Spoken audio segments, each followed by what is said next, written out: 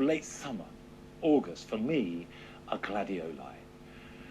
They're a plant that I find works well by using the richness and the diversity of their colour range in borders. But we went to visit a grower who grows them on their own, by the hundred, and he's a champion gladioli grower.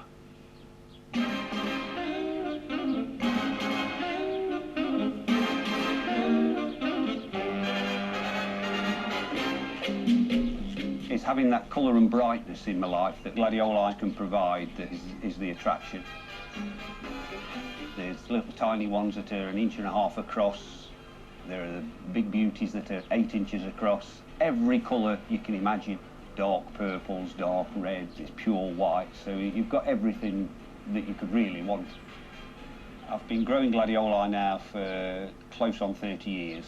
The buzz for me is actually growing them to the best of my ability and to the best of the flower's ability. I think the first large show I did, I went to Harrogate, and then that's when things really started taking off.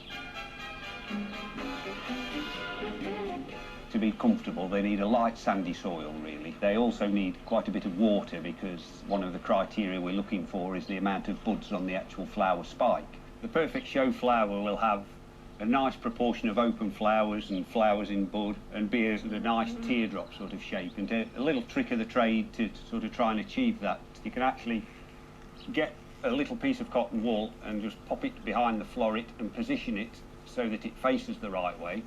And to actually accentuate the size of the flower, you can actually pop some into the centre there. Do it very gently in the warmth of the day. Don't do it in the early hours of the morning because the petals will crack and it'll break and that will be the flower ruin. Just spreads the petals out, gets some good size onto the actual open floret. Leave it there for a couple of hours, take it out, and then it will actually stay in that new position and form part of what will hopefully be a championship bloom.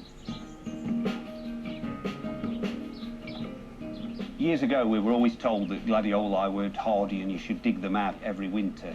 For the show grower, that is still the case. They dig them out every winter, but you can actually leave your gladioli in the ground and you might get one bad winter where they may sort of get hit, but the rest of the time they should come up year after year.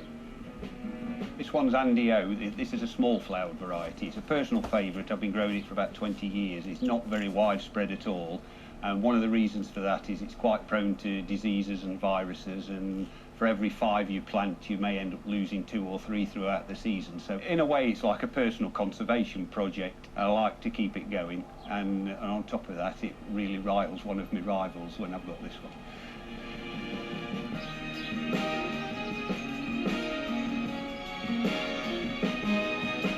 The world of gladioli showing can get very competitive, but those rivals are some of my best friends.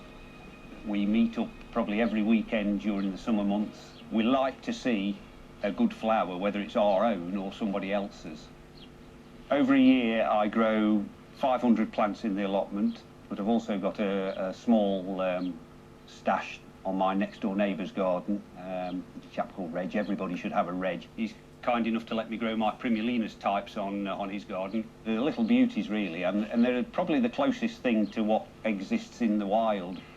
I like them, A, because they're so different to the big blousy ones, but they're a type of flower that really has disappeared out of commercial use now, and they've been kept going by hybridists. So I sort of half grow them just to keep them ticking over and keep them going so that they're still there.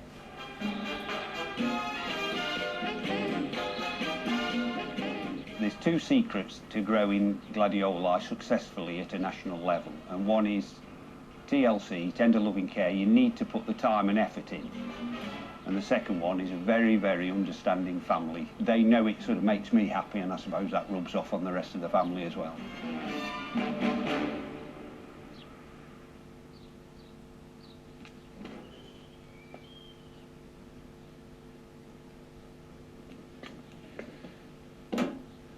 Seeing Nigel's gladioli in their rows with their intense colour reminds